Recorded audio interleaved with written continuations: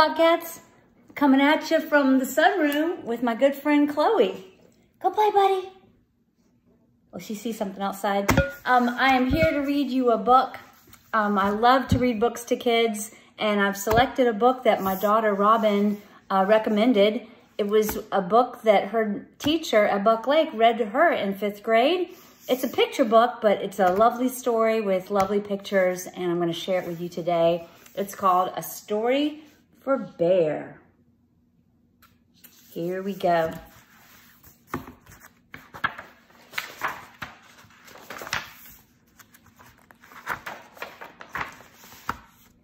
One day, a young bear was nosing through the bushes when he saw something lying on the ground. He looked at it with curiosity. He sniffed at its tiny marks. Then the bear took it in his teeth and brought it back to his cave.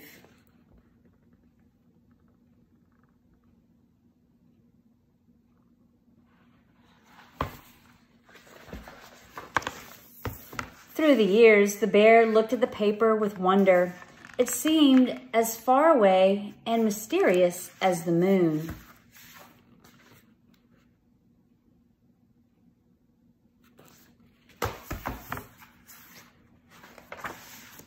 One summer afternoon, the bear ranged farther than usual from where he lived.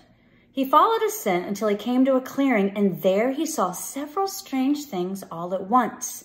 There was a cabin and brightly colored laundry hanging on a line, and a woman. From behind a thick tree, he watched as the woman sat down and opened a mysterious square thing she was carrying. His nose tickled from the wonderful smells of the cabin, bacon and coffee and bread, but he gazed only at her, trying to understand what she was doing as she held the book. He felt calm as he watched her. When she closed the book, he ran away.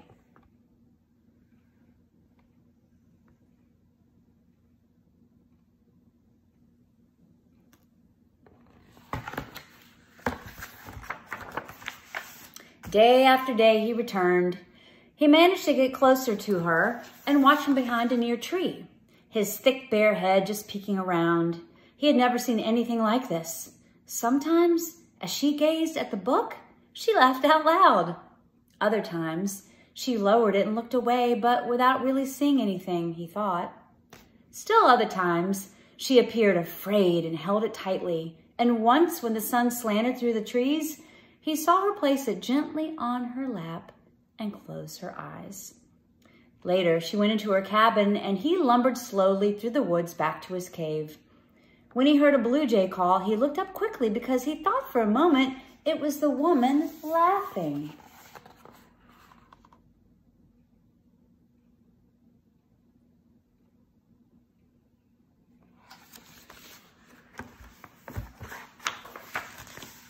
One afternoon, the woman was not in her yard. Slowly, his head moving from side to side, he walked toward her things.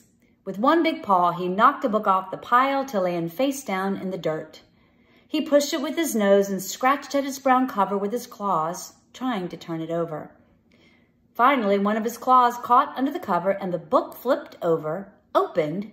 The bear moved his nose forward, then it closed again, and his head snapped back. Once more he tried, and this time it stayed open.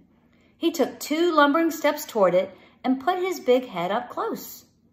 There on the page were row after row of marks, tiny marks like those on the piece of paper in his cave.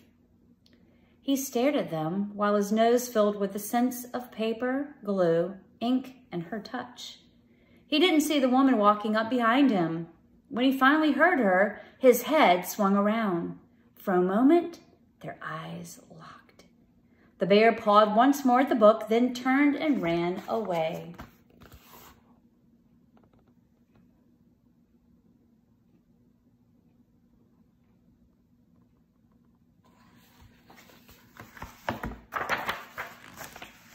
The next day, he saw the woman sitting in her chair, the book with the brown cover on her lap. She was looking into the trees, searching for something. When she finally saw him, she smiled. Come here, bear." After a while, he moved out from the tree, and then slowly he he took a few steps toward her with his big head swaying side to side.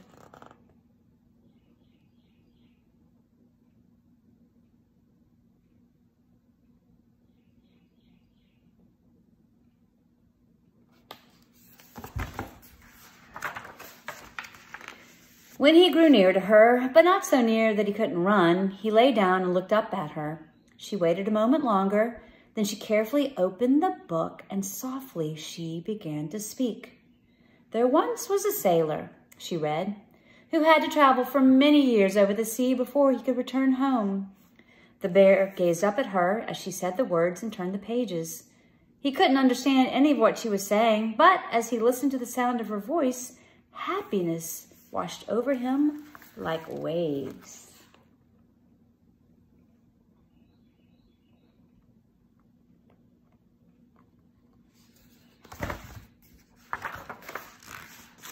He returned day after day all that summer.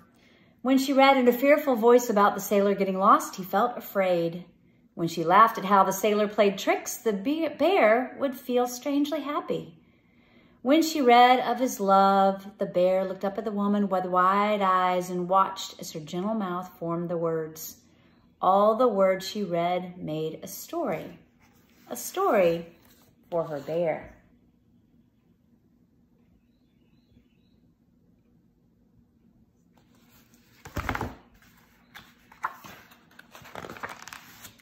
Whenever she read, he felt the waves of mysterious feelings carried by her voice.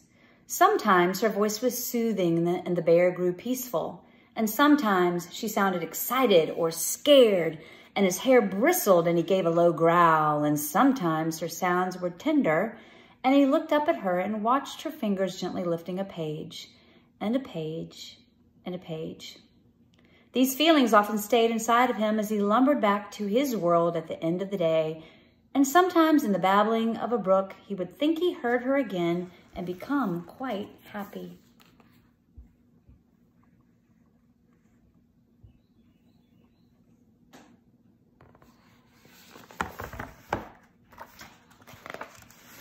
One afternoon when he returned to the cabin, there was a chill in the air.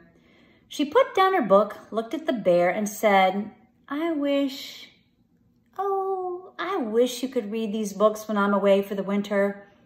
Then she smiled at him, and the bear, seeing her smile, felt lightness in his heart, and she began to read aloud again.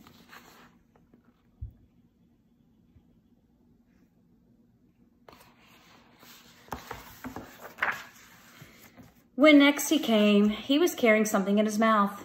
It was the scrap of paper from his cave with its mysterious marks. He laid it by her books.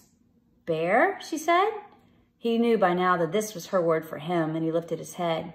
"Bear, did you bring this for me?" And then she read it in her gentle voice as if it were a story he was giving to her. "Dear Eliza, your father and I have been cheered by your letter. We picture you often living near the woods where we summered. I remember days of berry picking and golden light shining through tall trees."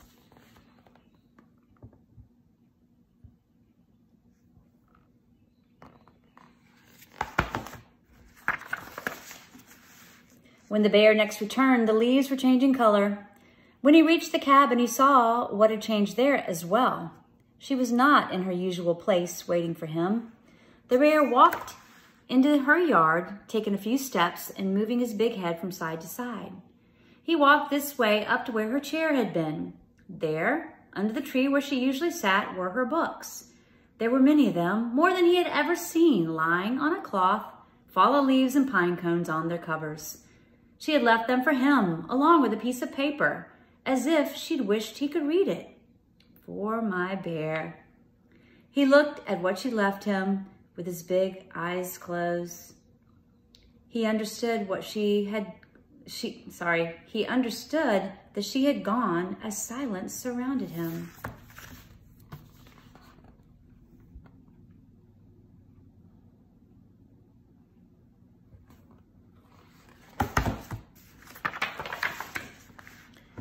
Then, tenderly as he could, he put his teeth around the book with the brown cover and carried it away. All that afternoon, he made the long journey from his winter cave to her yard and back again through the forest, carrying her books with their covers of green and red and black, their words of sailors and goddesses in far-off lands, while the stream whispered and the blue jays called.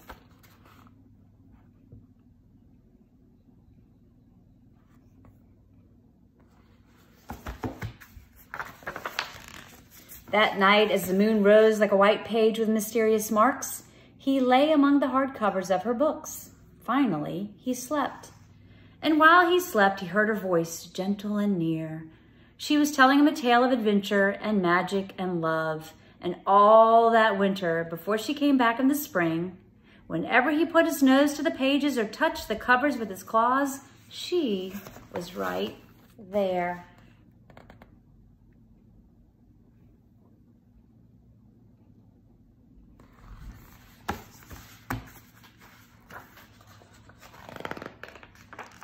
Reading to him.